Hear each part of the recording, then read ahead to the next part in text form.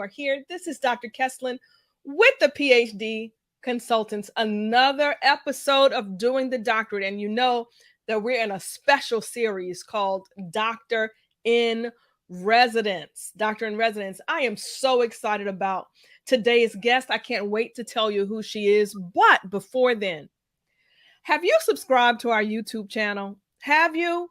It's Dr. Kesslin. Subscribe, share, like, follow. All of that good information that we share is available to you at Dr. Kesslin. Listen, where can you find me?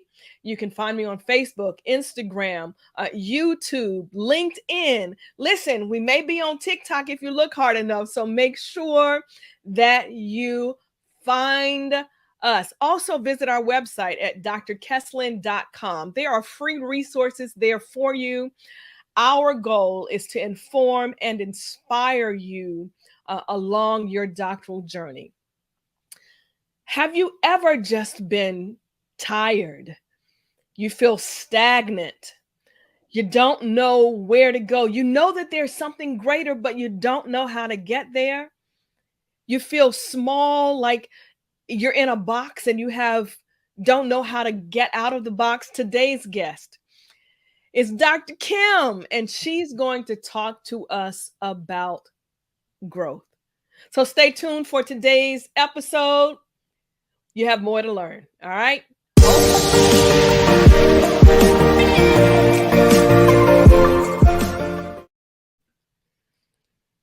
Hey, everybody. So excited for today's show. It's going to be quick and it's going to be good.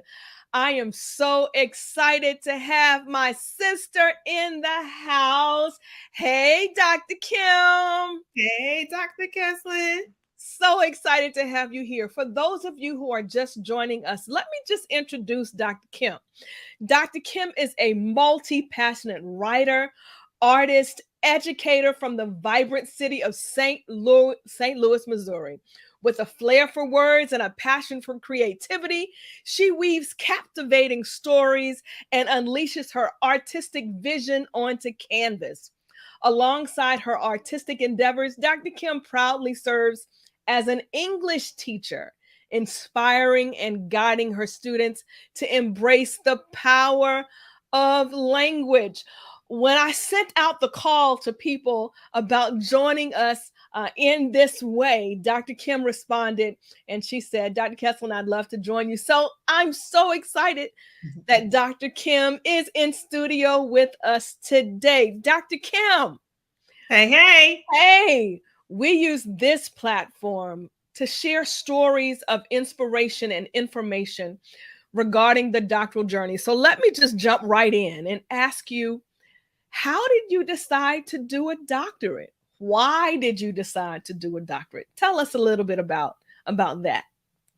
So to make a long story short, I think it goes back to my ancestors and where we were and how life worked for us and how I wanted to make my impact bigger.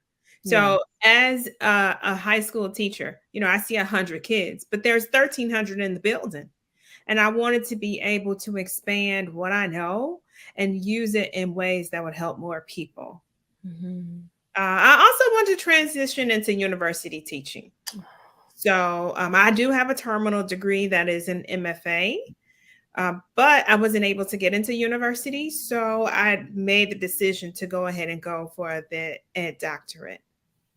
So the doctorate, if what I'm hearing you, what I think I'm hearing you say is that having the doctorate positioned you for a new type of professional endeavor. It positioned you for where you see yourself in the future. Yeah, that's right. I no longer wanted to be in the box. And allowed you to make impact. Absolutely.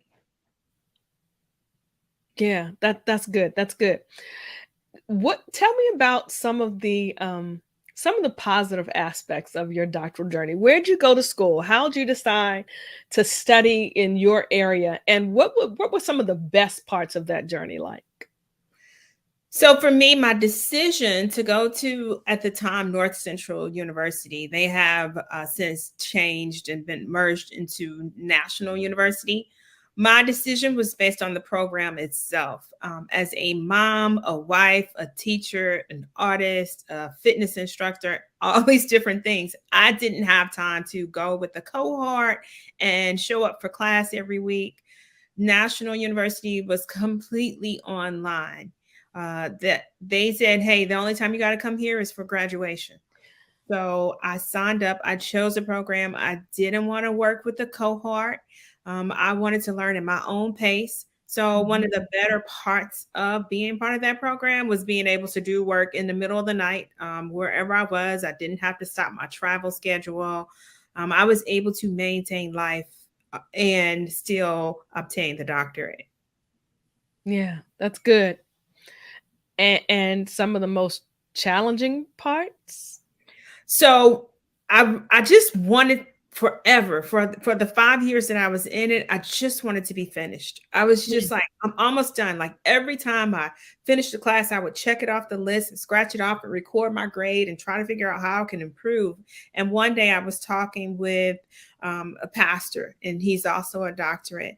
And I was telling him, I'm almost done. I'm almost done. I just want to be done. I want to get the comps. I want to get through defense. I want to get through IRB. And he said to me, you know what? Enjoy the journey. So when we talked about growth, what I recognized from his statement was it wasn't about the doctorate. It was about who I was becoming as a result of the doctorate. It wasn't about the doctorate. It was about who you are becoming as a result of the doctorate. Is that why you talked about focusing on the word growth? Absolutely, 100%. I've changed in so many ways as a result of being a researcher. Tell me more about that. Because learning how to learn and evaluating the way you think is the key to really designing your own future.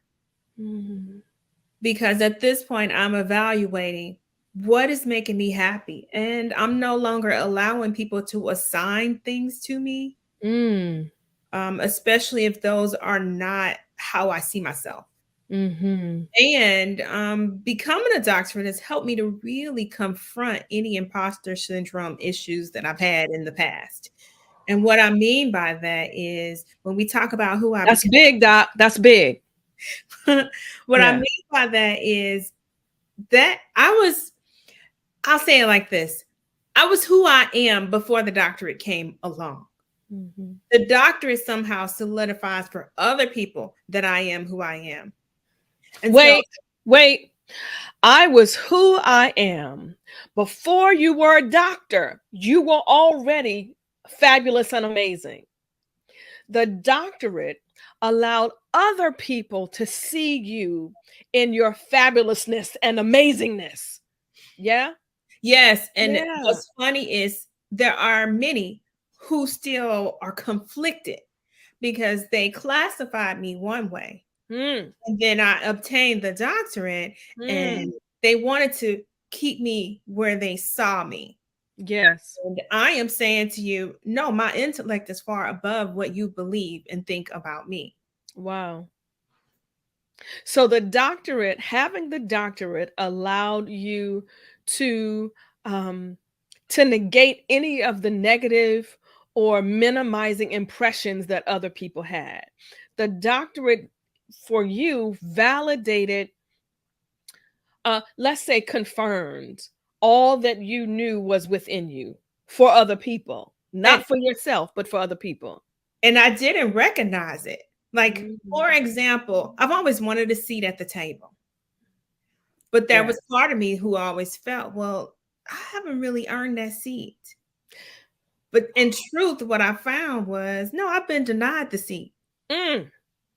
Tell me more about that. What do you mean? What? Come on. You've wanted a seat, but you've been denied the seat. Please tell me about that. Please. So All right, 23 years of teaching experience. Yes. That's where I am. I've taught everything from preschool to college. There's a Yes. lot of things that I know, especially being a mom of 5 and a grandmom of 4.5.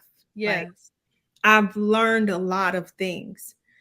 But in my current position, I've applied for maybe 5, 6 jobs, and I've been turned down for every one of them.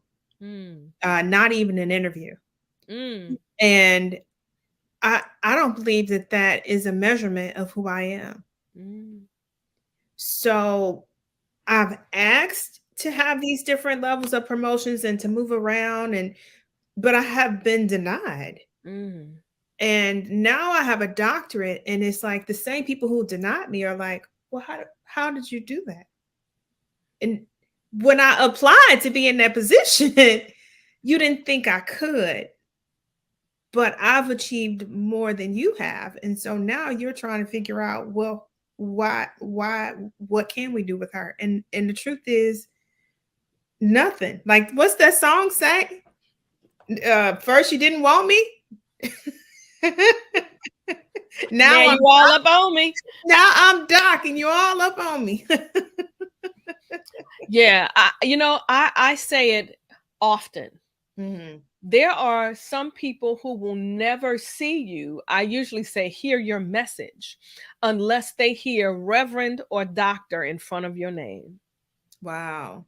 And it's unfortunate. It's not that you don't have something to say that's of value and that can be impactful, but there's something about Reverend for some cultures and Mm-hmm. Doctor for many cultures that allows people to hear your message and see you, and even create a space at the table for you. And if they don't create a space, somehow having the doctor in front of your name gives you the impetus to create your own space, right? Especially for people of color and women. So Mm-hmm. there's something about that doctor. That's why I wanted you to talk a bit more about that. Let me just ask this question. When you think about pearls of wisdom for our emerging docs, or those who are thinking about getting a doctorate but they're not quite sure, what would you say to them about this journey? Pearls of wisdom. Hmm. I would definitely say know who you are before you go into it. Mm. Know that part, and the reason why it's super important is who you are will continue to be challenged. Mm. And you have to have a why, because this isn't something that happens overnight. Mm-hmm. These 5 years on this journey, when 2020 pandemic hit, Yes. and then that chapter 2, I was writing chapter 2 in the middle of that, of all of the schools shut down, and it nearly took me out. I Yeah. was almost removed from my program. So Wow. it is super important to have a real reason why you want to do it that moves you beyond. And I'll go back to this because for me it's really important, and this was part of my why. My mother died prematurely at the age of 48. Mm. Her mother, who she died, I'll call it, from poverty and alcoholism. Mm. I wasn't able to track her down at all. Her first record of her being alive was when she was 15 and she married my grandfather. Mm. I have no history of my maternal line. All of my mother's living siblings are gone. My mom is gone. I am a first generation college student, and I have three daughters. 3 daughters plus my 2 bonus children. And I needed them to see the difference that education makes in their life. Yes. When I didn't want to do it for me anymore, when I didn't care to do it so that I can move ahead in my career, I had to think about these daughters who are coming behind me and the ancestors who were before me, who Yes. I was able to be the prayers answered in the flesh. Yes. Yes. I know what you mean by that. I know what you mean by that. In my second book, Doing the Doctorate, Mm-hmm. What to Know, Where to Go, and How to Begin to Win, I talk about, you know, your why. You have to know, actually in both books, I refer to it in the other one, but in this book, I talk about it as a first step to really deciding what you want to study, Mm-hmm. where you want to go to school. Like, you must know your why, because your why will be challenged at times. Mm-hmm. It's not going to be enough to just say, I want to be called doctor. No, because that's going to fade somewhere along the journey. You have to have something that grounds you.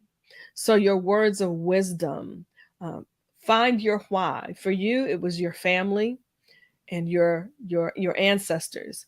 Mm-hmm. I so can relate to that. I agree with you wholeheartedly. Dr. Kim, this was a quick show today. We could talk for the next hour, but I want you to let people know what you do and where they can find you. If they want to reach out to you, where can they find you? Okay, so I do have a website, and it is Yeah. kimsmith.com. And KEM, yeah, KEM, for those of you who KEM. are listening, KEM Smith. Yes. Yes. So I have a website, kimsmith.com, but I am also on Facebook, Instagram, Twitter, TikTok. Come on, talkers. Yes. Yes. And LinkedIn. So Nice. I'm on all of those. What I do right now is I am actually transitioning. This is funny. This is summer and teachers have summers off. So I am currently looking for a university position. I'm gonna put it out there. Yes. Yes. So if you know someone who is looking or who is in teacher preparation or English or creative writing, those are my three fields. I'm definitely looking to pursue those. And in the meantime, I have been doing what I enjoy, and I didn't even know I enjoyed it. I've been did a little stint as an actress. Ah, Yeah, so I was able to be cast as Tina Turner in a local play. nice. And I've bitten the actress bug, and I've got some other things in the works that I'll be doing Nice. while I am seeking a way to actually use my research. I love the work that I did, and I feel like it's going to be super necessary. I grounded my study in how African American female undergraduate students in the Midwest utilize their professors when they attend PWIs. Mm-hmm. And the findings of my research show that on a whole, we are not utilizing our professors. We are there and we are doing it for the most part alone. Therefore, when we graduate, we don't necessarily have a plan that is moving us forward. Nice. We are not Wow. continuing in education. So there's Mm, a shortage of professors because mm. the connections and the bridges are not being made. I've identified some of the tools and sources that undergraduate students can use to help develop their relationships with Wow. professors. But I've also looked at how professors can be anti racist and more supporting and validating when it comes to this particular population. So I desperately want to be able to continue that work, which is why I am dedicating this summer to finding a job. So if someone wants to hire me or bring me in to consult, I can work with your students as well as your professors. And Yes. that's where I am with it. That's amazing. Dr. Kim, I have it's a part of my consulting work, for those who are in my programs.